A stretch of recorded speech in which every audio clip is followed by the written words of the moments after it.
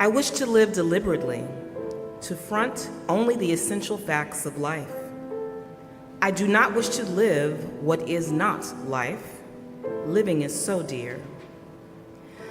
I wish to live deliberately and suck out all the marrow of life, to know it by experience and to be able to give a true account of it.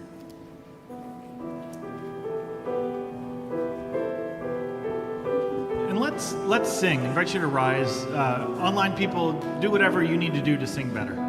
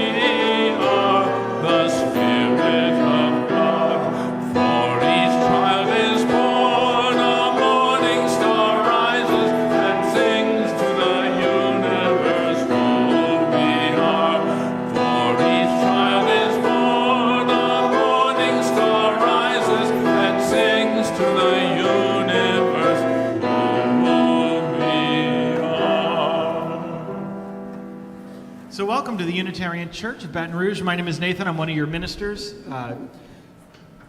There's a lot to cover. So first thing you should know is currently right now as we speak, the Unitarian Universalist General Assembly is going on.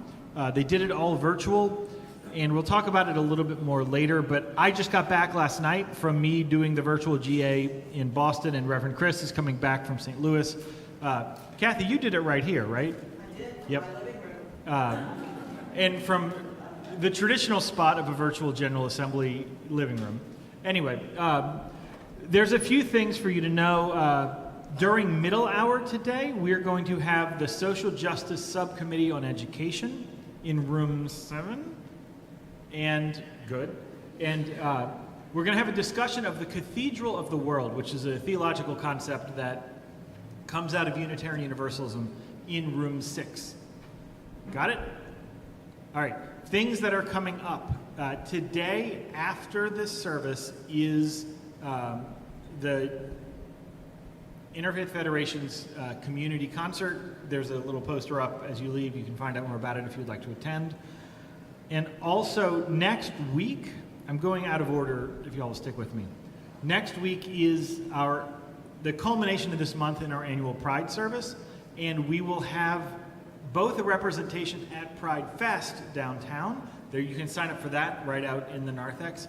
And also we will have our own Pride Prep Party here at 9 to 11. from 9 to 11, so you could do both. Online people, I just know all of this stuff. There is no member of the staff who is credentialed sitting right over here filling in the gaps since I got in last night. It's a collaborative effort. And she definitely did not just say it's a collaborative effort. I think that covers most everything. So here's the other thing. We have we have an announcement from a member of our preacher pack, which I'll explain in a minute. We'll go ahead. Okay. Well, I'm here representing the social justice team voter subgroup. You may have noticed we've had a table out by the entrance for several weeks now. I'd like to tell you a little bit about it. As you know, we're a nonpartisan institution, but we can have a very powerful effect on the coming election by increasing voter turnout. And this is important because, as you know, if you don't vote, that is counted too, and the participation rates are tallied and play into the dynamics of the election. We're doing this in two ways, one at the national level and one at the local level. At the national level, we're working with a group called Reclaim Our Vote, which is associated with You the Vote, and it focuses on reaching out to people of color in southern states. And the main thing that they do that we're cooperating with is writing postcards urging these people to vote. And this is especially important because they're just launching a campaign for the state of Florida, which has on the ballot in November a constitutional amendment ensuring reproductive rights. And polls showed that 53% of voters in Florida favor it. They need 60% in order to pass. So these postcards could really be important. On the local level, Together Louisiana has just launched a Pledge to Vote effort, which is to sign a card saying you will vote. Now, probably most of you think, well, I already am voting, why do I need to sign a card? The idea is to reach out to other people, other organizations, institutions that you are affiliated with, and get them on board. And it's been found, both in New Orleans and Shreveport, that these pledge drives really make a difference, that they hold people's feet to the fire, they go out and vote, and in the case of Shreveport, they really managed to overturn an election result and elect a black sheriff. So we have 2 sign-up sheets out there at the table. If you're interested in either of them, please sign up, and we'll take it from there. Thanks. Don't go too far. I have a couple of things for everyone to know. One is this church is intentionally never going to be a partisan organization, nor will it ever endorse a candidate. So the first one, the postcard writing, that is through the UUA's UU the Vote is what they call it, correct? Yeah, affiliated with it. And then Together Baton Rouge's Get Out the Vote campaign, we are a member organization of Together Baton Rouge. So both of these are affiliate actions that we are doing, not for a specific candidate, but for increased democracy. And then, is there anything going on Tuesday night that the people may want to go to? There's a leadership dinner at University Presbyterian.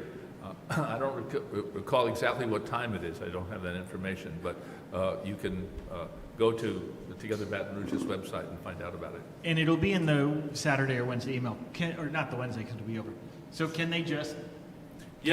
Is this open to everyone? It is. We're asking for about a $15 donation for the meal, but you're welcome to show up. All right, thank you, David. And David is the next. So we do this thing about once a year where we do a preaching class, and the most recent class, they call themselves the Preacher Pack, involved David, who you're up in like 3 weeks, right? Yeah, July 14th. And July 14th. And the other one is Nicole Anderson. Nicole has only been a member of this church since 2016, which is 8 years. But so we're very, very pleased that she will be with us today. Glad you're with us. Welcome to this church.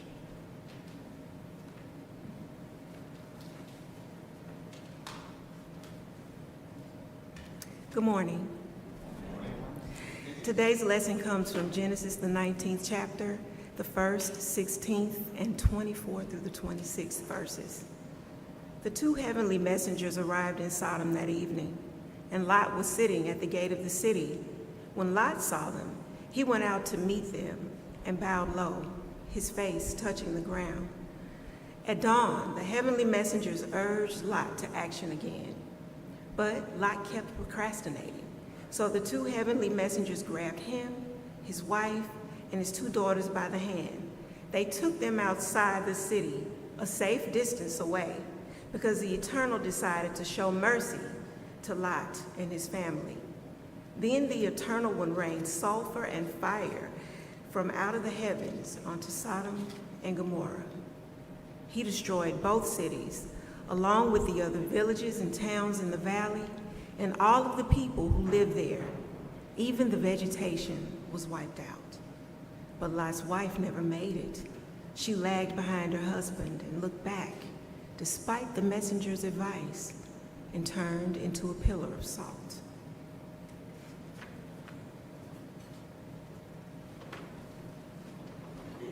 Good morning, everyone. Thank you, Sue. I invite you to join me in a moment of prayer. I'm very honored to be here before you today. I just ask that you take a moment to center yourselves, feel where your body is. If you're comfortable, by all means, you can close your eyes. To the one who made me, to the one who hears you, to the one who sees us, and to that which we name and do not name, that holds us all, I approach this morning with confidence and assurance, thanking you for the ministers of this great house and for this congregation, my family. Bless us to know, despite the many challenges of life, you are ever present, calling us to faith and action, to be the very thing that you created us in, love. I honor all bodies and identities as you do. May this be a respite, at least for this hour, from the cares of life, and may we discover and continue to build community, if but for this time. For it is your love which knows no bounds that guides and elevates us to a higher calling. Visit us today. Even now, mend broken hearts, calm seas of raging thoughts, touch bodies that are warring with physical complications. Special prayers for our loved ones and their needs enable us to seek peace and to be okay with any relationships that cannot be repaired. Aid us, O Holy, in forgiving ourselves and deliver us from negative conditioning that is not true. Uproot emotional and mental vines and vegetation that cloud our minds and spirits. Create space. For we are yours and you are ours. We know that we have access to that which is beyond our comprehension. Through the many social and political atrocities we face, aid us to see you. Help us to believe love will win and truth will be revealed. You are love. You are truth. You are light. Thus are we. Salt us today, and in return, we will salt this world and season it with the goodness of transformational love. Amen.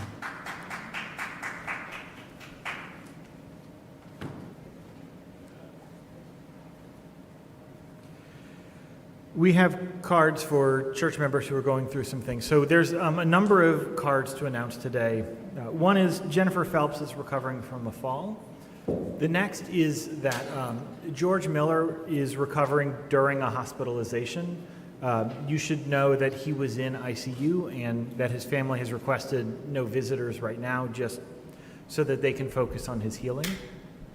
And also, we have a date for Marty Gibson's memorial service, which will be July 13th at 1 o'clock.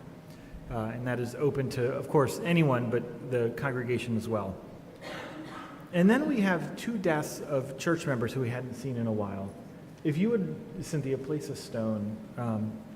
First is for Gail Johnson, who died on June 7th after a long battle with dementia. And the second is for Linda McVickers, who used to sing in the choir here and hasn't been back since they moved to Hammond, but we're thinking of her as well. I do not know about memorial services or things like that for them. This ritual we have is open to everybody, visitor and member alike.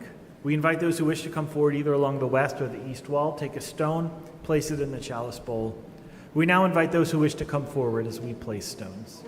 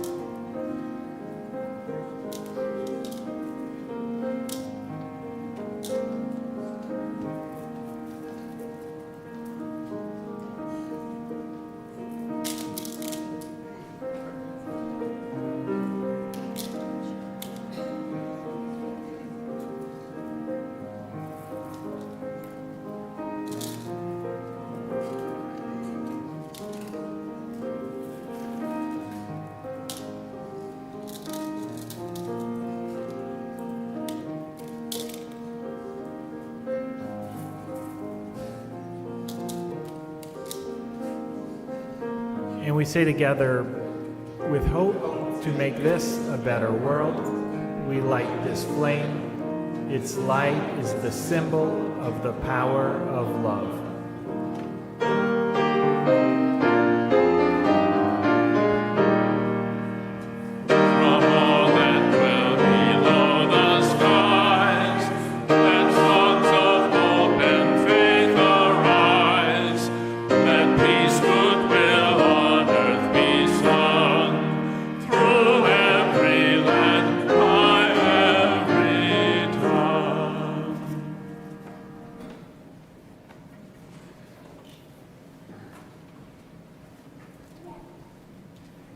Good morning again.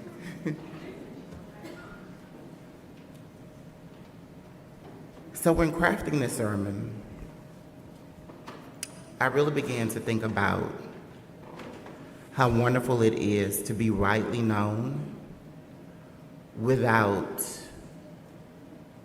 needing the validation of others.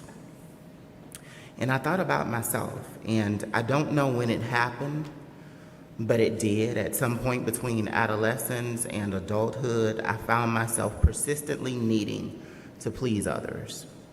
And I desire for people to know all the facets of me, to see what I would think is a kind heart. But there are few people who know me outside of their own perceptions. And reflecting upon last year, I began to contemplate the difference between knowing and knowing of. And for me, knowing someone involves a level of intimacy. You understand the quirks, the screws, and the cogs that make them tick. Take, for instance, my godson, Ethan. I know when Auntie, as he affectionately calls me, styles his hair, I better not leave too much scalp showing, and I dare not ask him to do something funky, like wear a man bun. Or add some color, and why? Because that's not his thing, and it would be unfair of me to impose my flair upon him. But for most of my life, I didn't tend to receive that level of consideration. And neither does the great woman that I speak about today. It would appear that the story of our lives, the ones that we are so desperately wanting to tell, aren't even within our own hands to some degree.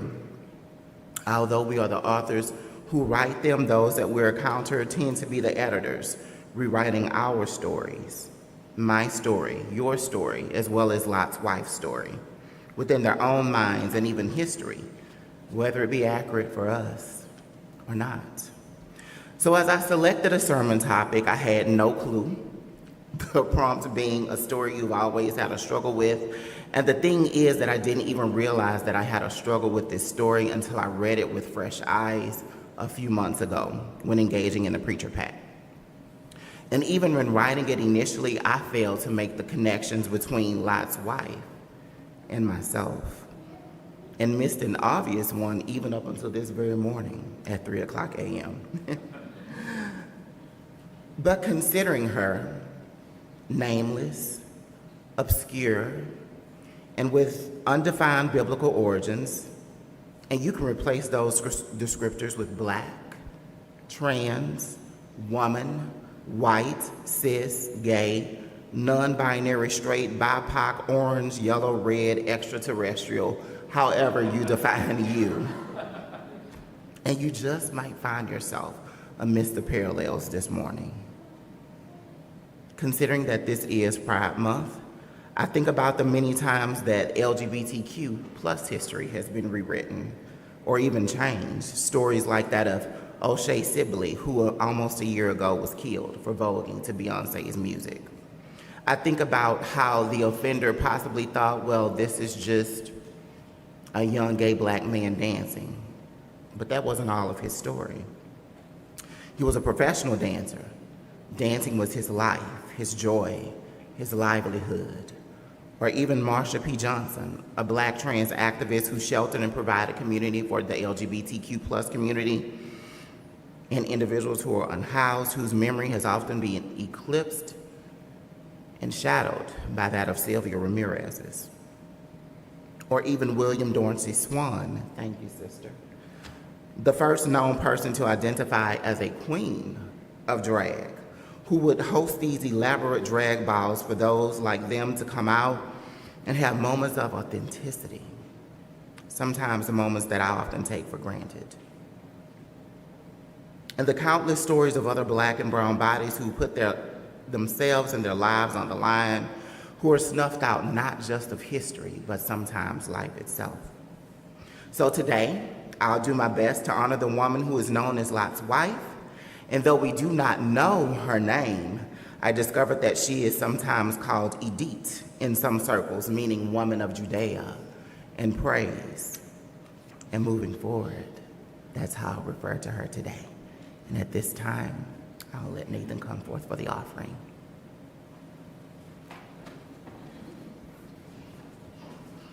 So as those who've been around for a while know, I often struggle with transitions from the first part of the sermon into the offering. And I didn't even script it this way, but I struggle with the transition I'm about to do now also.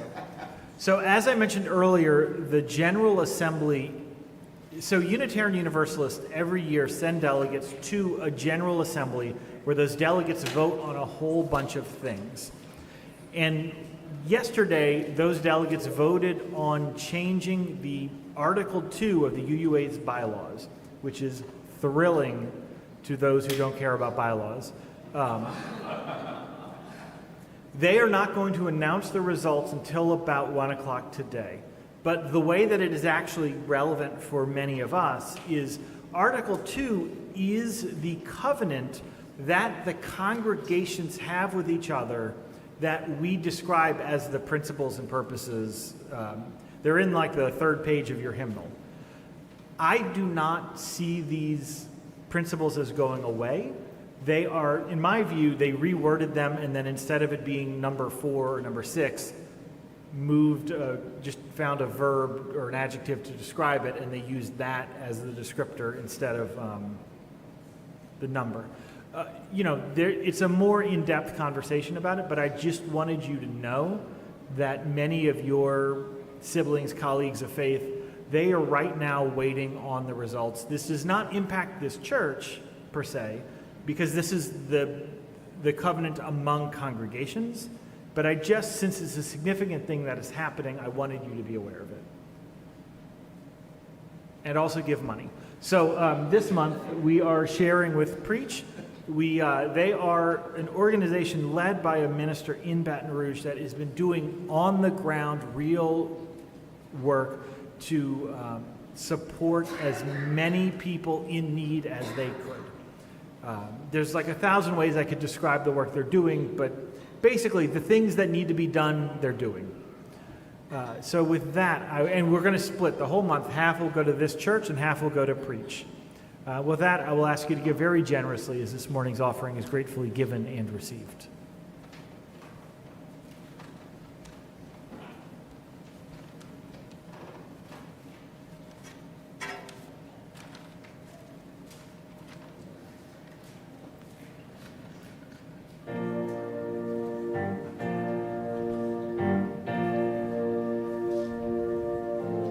Teach my heart to reach, Father. Teach my heart to reach. 'Cause when my soul is weary,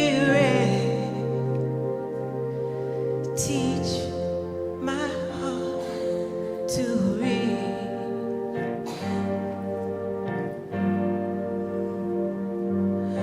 And teach my heart to seek, Father. Teach my heart to see. When my soul is weary, 'cause sometimes we get weary, 'cause sometimes we get tired.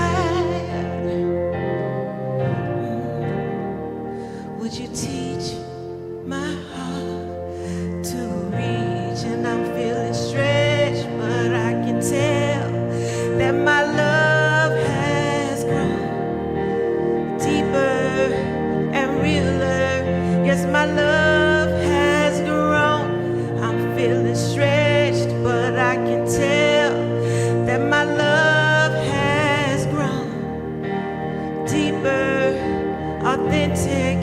Yes, my love has grown. I'm feeling stretched, but as I press into you, Jesus, my love has grown. Yeah, deeper and realer. Yes, my love has grown. Yes, my love has grown.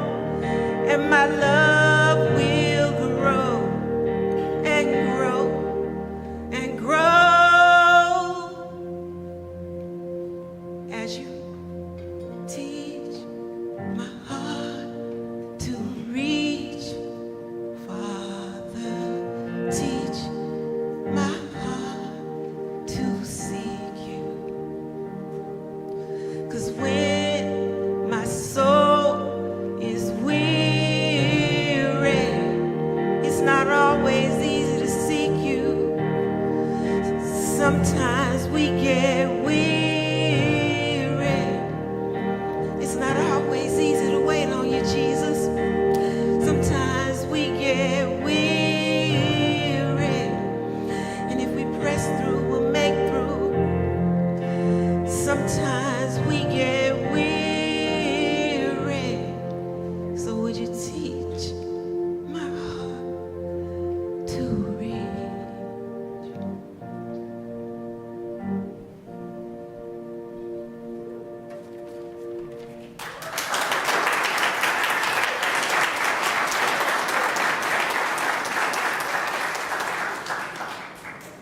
Thank you for that beautiful song, sister.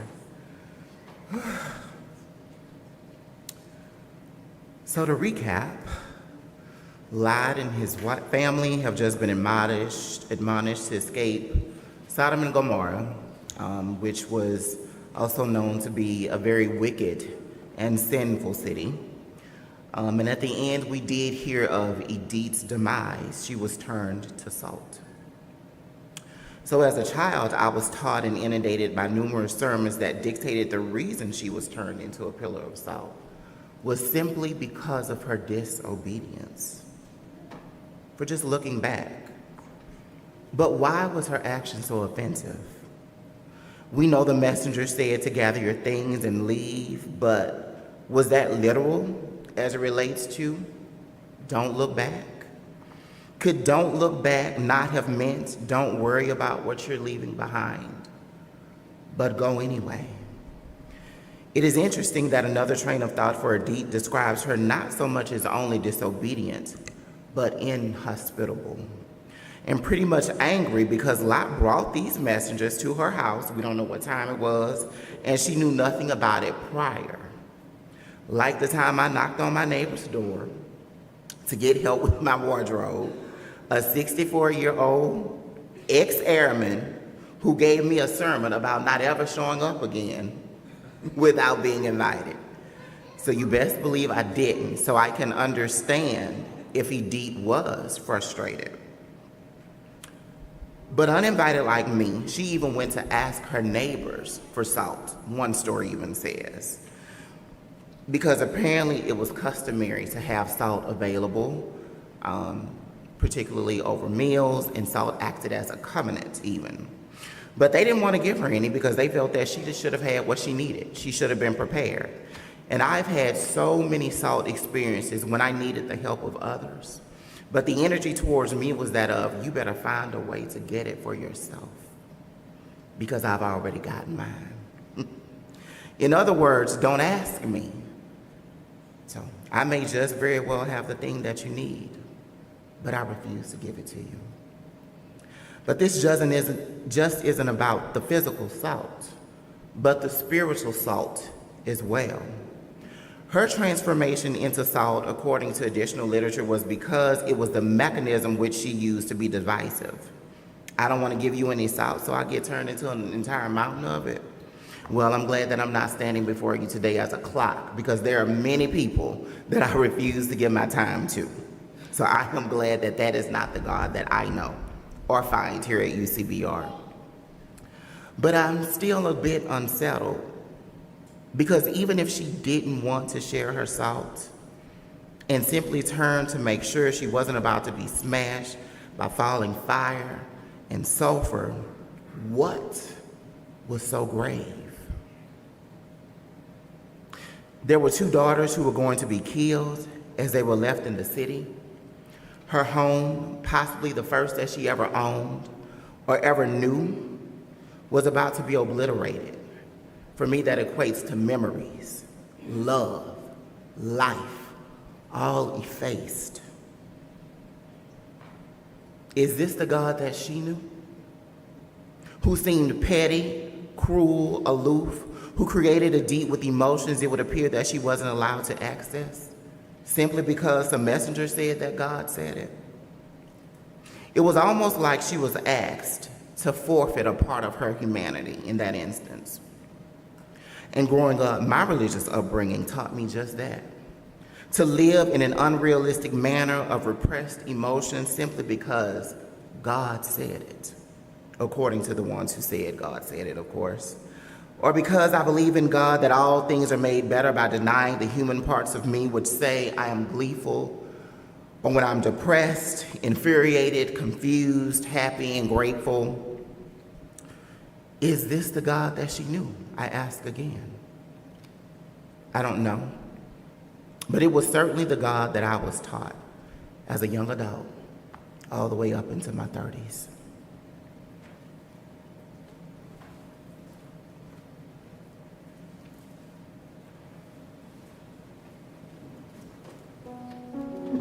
I invite you to rise, body or spirit. This is our hymn of the month that we're going to sing.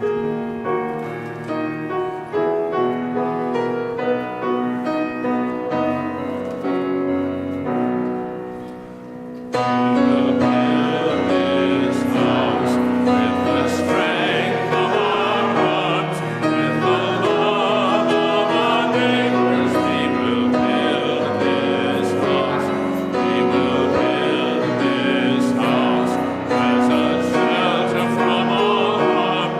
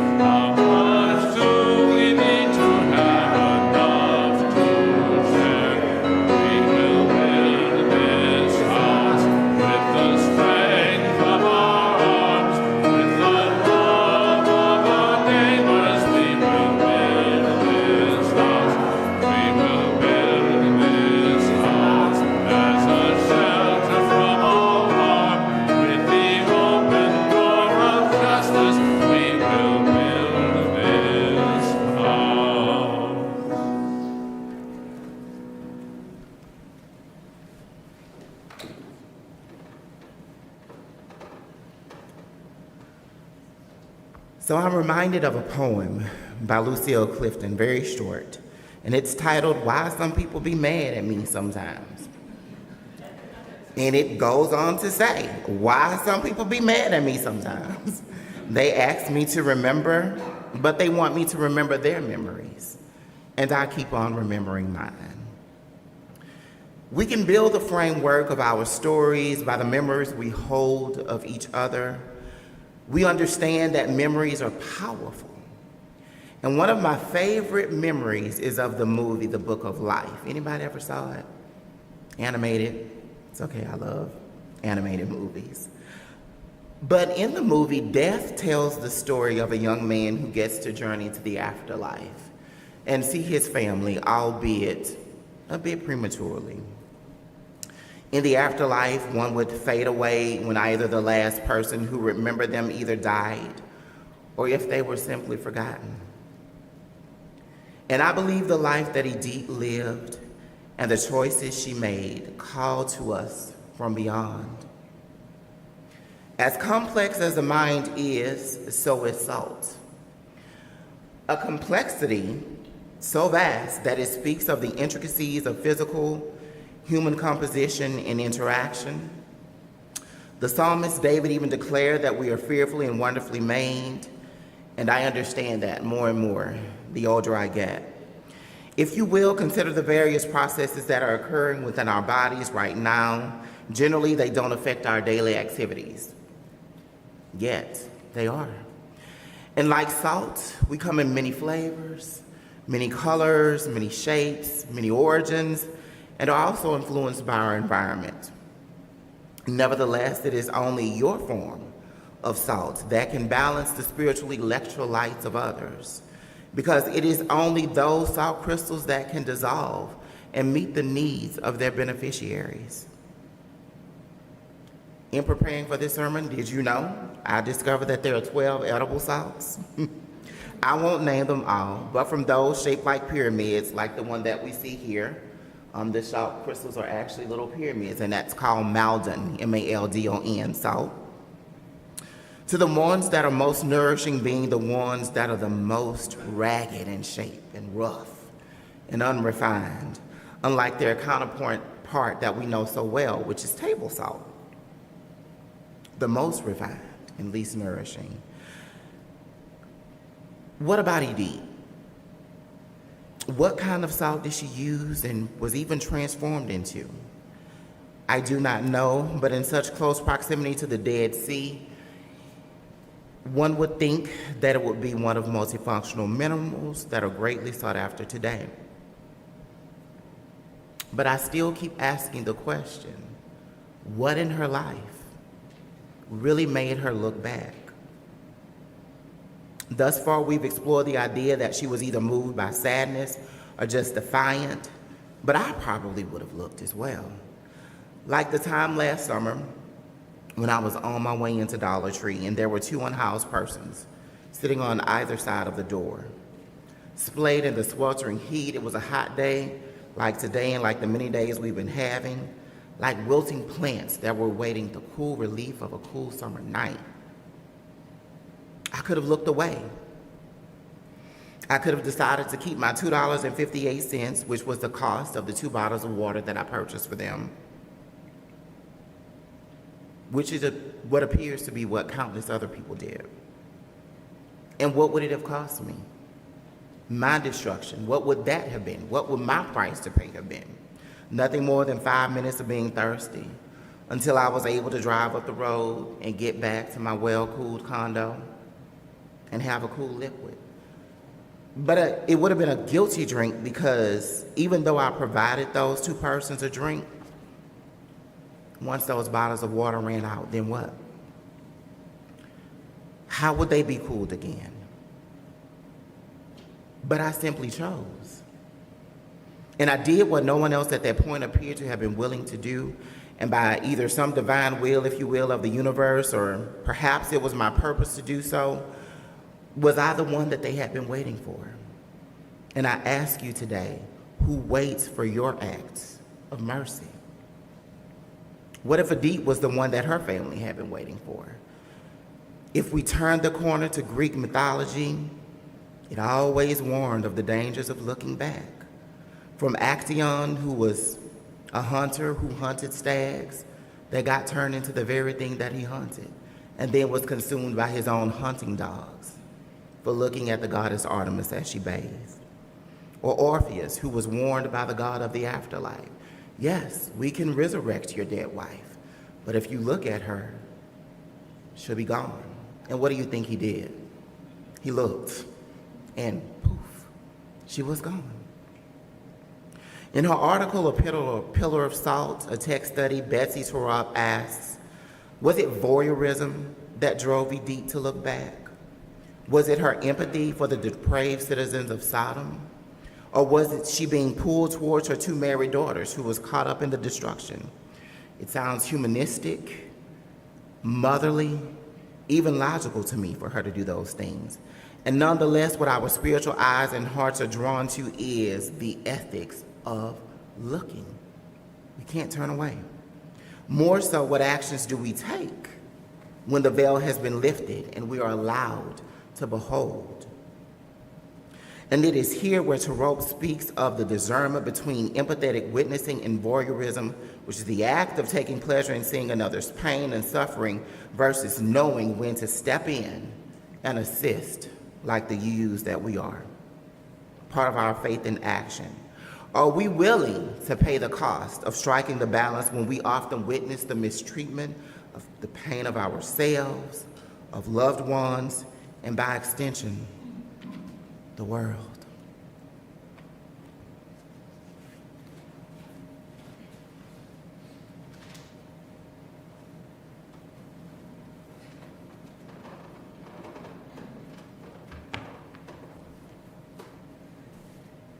I'm sorry about your baby.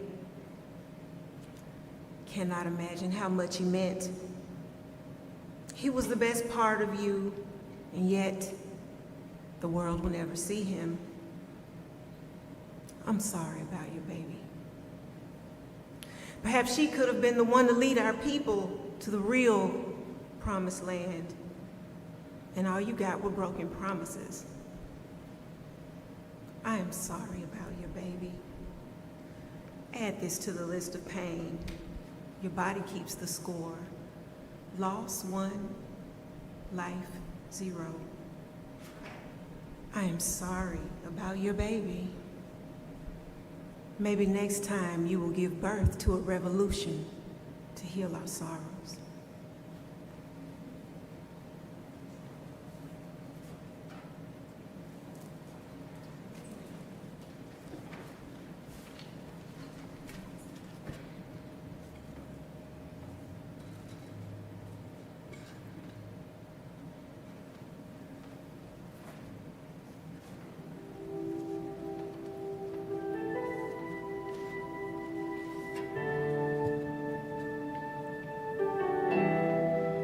Troubled on every side.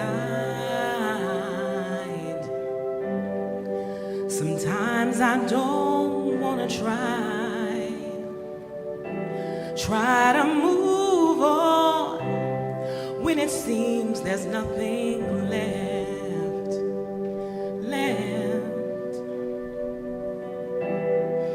Lord, I need you to step in and give me a second wind. Lord, with your help, I know that I will win. I will press even when I am distressed. I will press even when life's a mess. But when it hurts, I know you're moving on my behalf. I will press,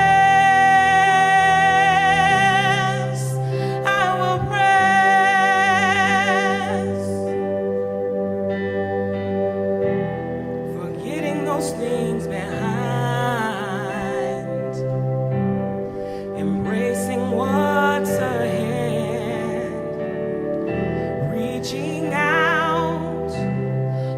all you have for me. For me, in you there is a prize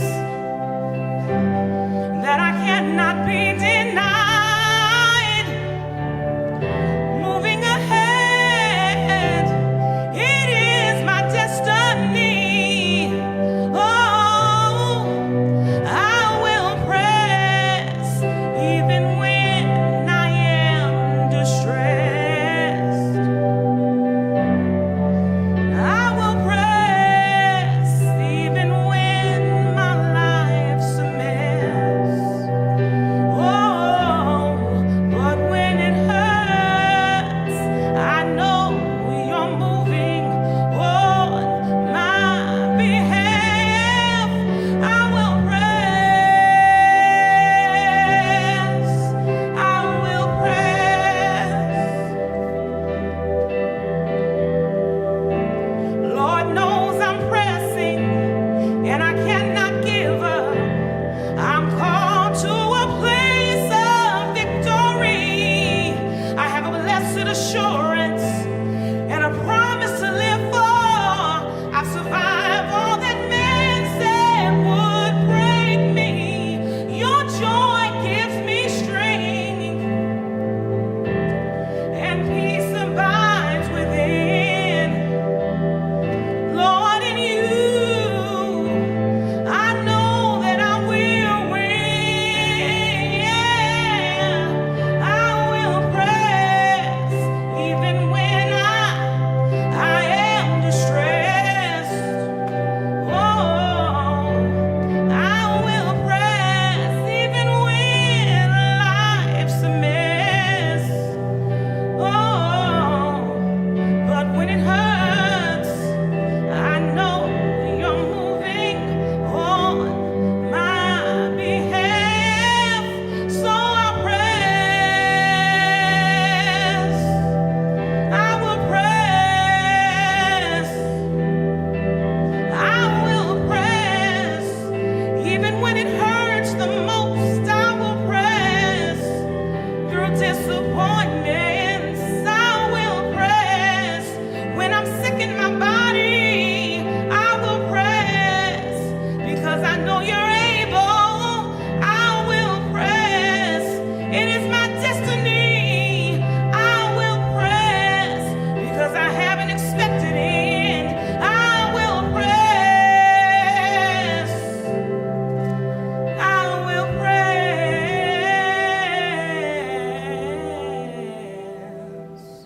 All right.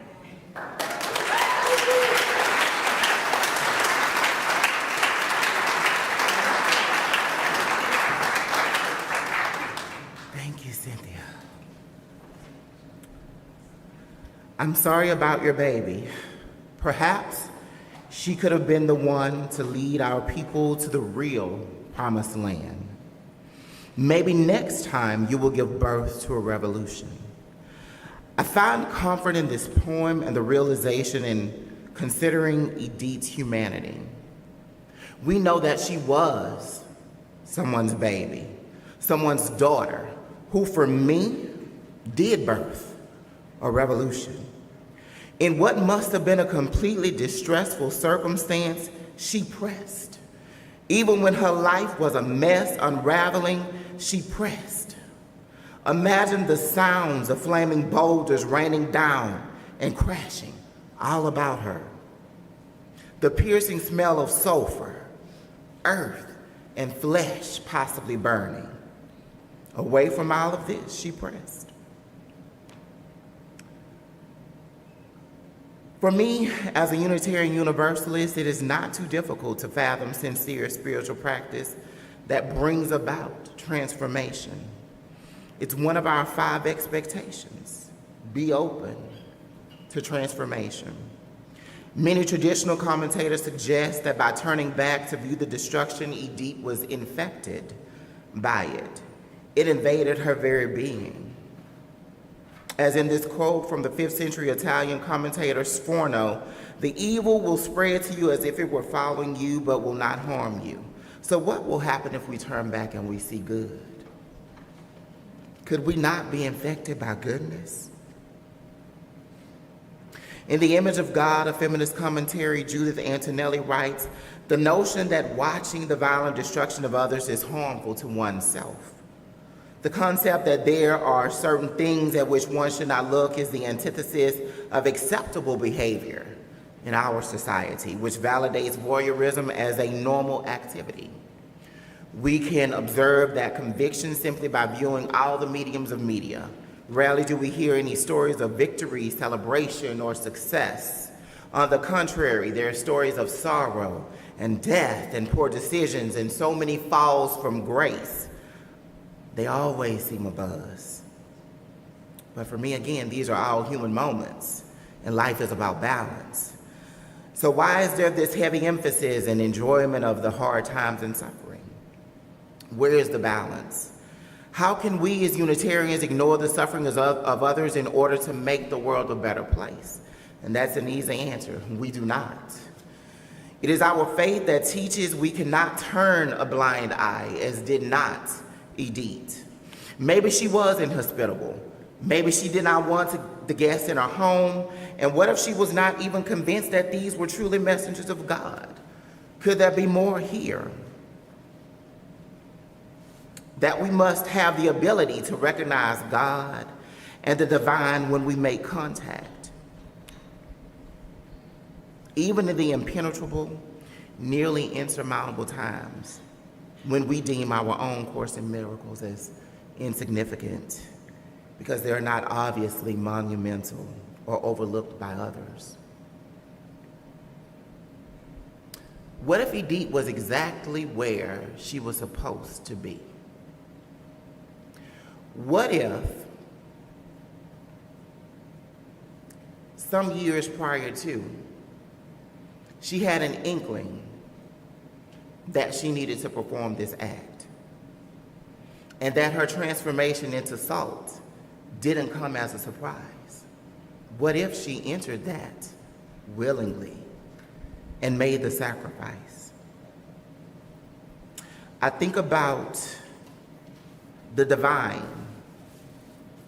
We see the divine when they enter our homes, literal and metaphorical, not necessarily as angels or messengers, but the everyday persons, like those unhoused persons that I saw in front of Dollar Tree, on the streets, in Walmart, at work, in house meetings, congressional hearings, legislative sessions, and even in this great congregational house. The list of divine guises is infinite, but yet there is no trickery here. I was transformed by Edith's story because regardless of the reasoning for her choice, she deliberately made one. And perhaps she did that which no one else had done or maybe was even willing to do. She beheld deliberately. And to me, in so doing, was preserved, and spared from the possible impending destruction which lie ahead, what we simply know as life. Have you ever felt like you had a roadblock and you were delayed, and just a little ways up the road you see a car accident? Vehicles demolished, but the drivers were spared and okay? Am I the only one to wonder, had I left a little bit earlier that day, would it have been me? But back to her transformation. It is believed that there was so much salt in the vicinity that when Sodom and Gomorrah were vanquished, that she was encrusted over and over and over again. A physical process, literally preserved. Other beliefs state that she's a beautiful mountain or pillar near the Dead Sea. And that Moses even saw her, that monument, when God allowed him to observe the Promised Land. Perhaps you are called to be the first, to break curses, those which I believe only have power when we believe in them. Maybe you're a revolutionary. Sister. In Edith's willingness to behold, she was transformed into a different substance. Like when salt dissolves into water. I know y'all thought it was going to be so really, really cool, mind-blowing experiment, white. Invisible yet visible and still increasing volume by simply taking up space. One of the complexities and a value of necessity, and indeed is a spiritual landmark for future generations. A villain to some, thank you, sister, a hero to others, perhaps a little bit of both. For we are imperfect, and yet in Lord Edith stands every morning reborn from the mists into the light of the sun.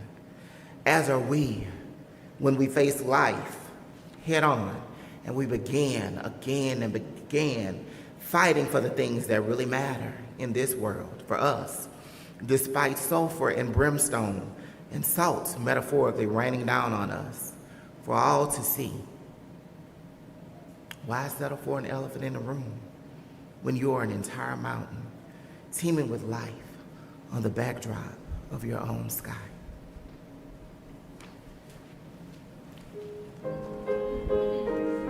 Let's rise for our next hymn.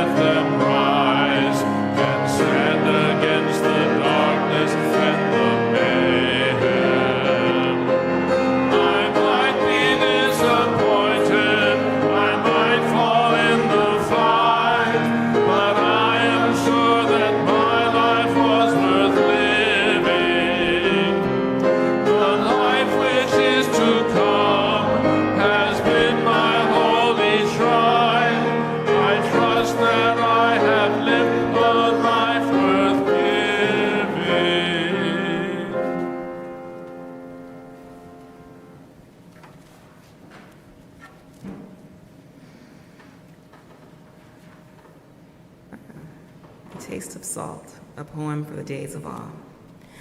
I don't find answers, I rearrange the mysteries. The questions rest upon the waves. They are the color of water, changing with the light and tasting of salt. I think that God is there.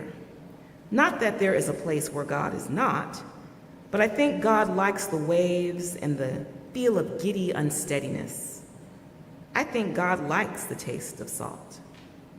There are no gates there on the water. They could never stand on the ceaseless waves, and even if some miracle tied them to those shifting tides, any gate would rust or rot in the salty, briny air. Then, what good would they be? They could hardly keep me out, and they could never keep God in. Perhaps this is why God likes that place of light, of water and light that tastes of tears.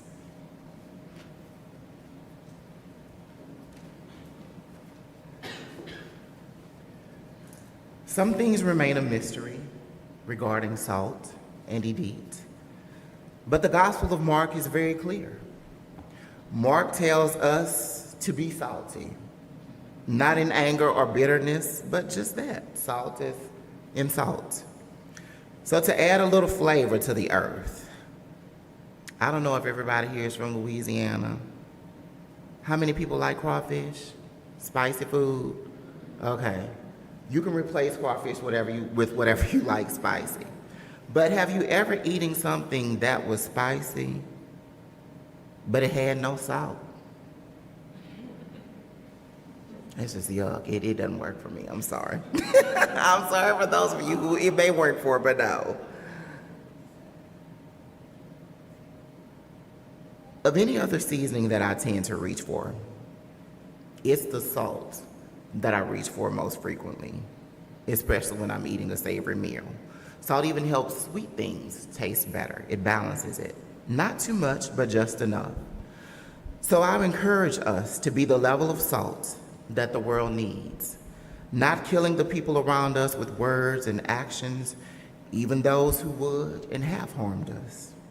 Neither harming our own soil, no, but spreading life and vitality, not only to ourselves, but to those who are in need of a more loving, welcoming, and just world. May you be just salty enough to know that you are worthy and will be known by the good company you keep in leaving a legacy of love.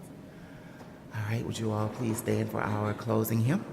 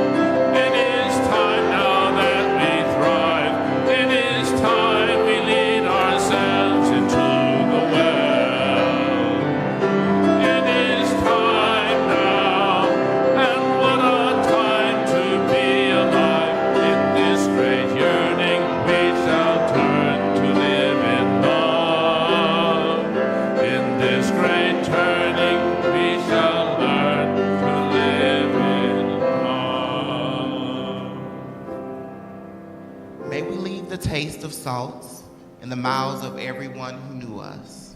May you remain the salt which speaks after life and beyond death. In the meantime, let us be kind enough, humble enough, and perceptive enough to read the table and to adjust our salt levels when necessary, that even in death, like Edith, we can be known pillars of salt which withstand the test of time, declaring our own story because we lived deliberately. Walk in love and walk in light.